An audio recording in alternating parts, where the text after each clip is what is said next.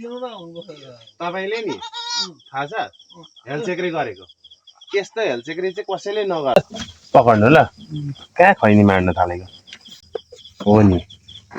हो त नि किन हेलचेक्री गरेको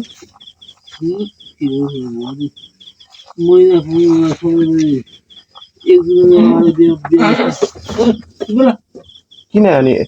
कतिखेरदेखि व्यथा लागेको मलाई देखाउनु ल त्यो लाइट बन्द पाल्नु पर्दैन मोबाइलको लाइटले भइहाल्छ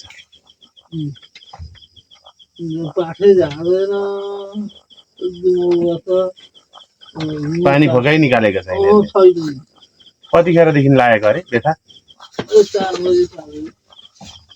4 बजे पाठा हलचल पनि छैन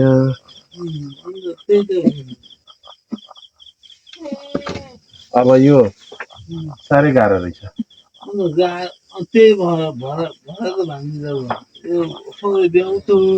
अब यो सर्भिस जुन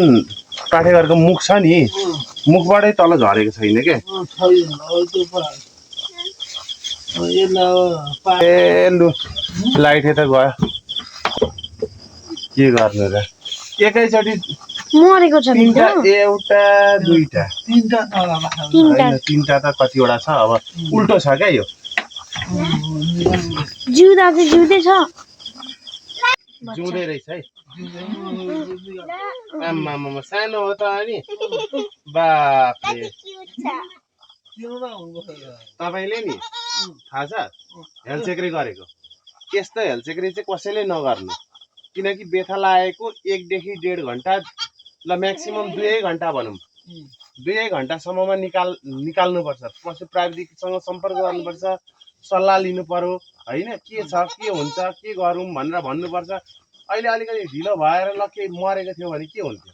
त्यो भन्नु त अब यो निकाल्न गाह्रो छ अरे मैले चाहिँ अघि भने के तपाईलाई धन्न यो के अरे दोस्रा तेस्रा बेत भएकोले गर्दाखेरि ठुलो घर हुन्छ हैन त्यो भएकोले गर्दाखेरि अलिकति सजिलो हुन्छ अब सानो घर पहिला बेतै थियो भने के हुन्थ्यो यसको हाल लु भन्नु त अनि अब चिर्नु पर्ने अवस्था हुन्छ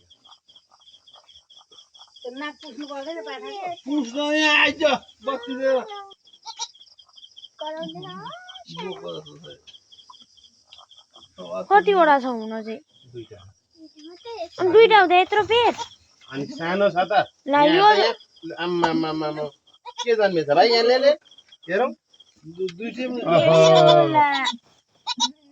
बोका रहेछ यो पाठी रहेछ अब अर्को हेरौँ अलिकति हेरौँ फेरि चेक गरौँ फेरि अरू पनि हुन सक्छ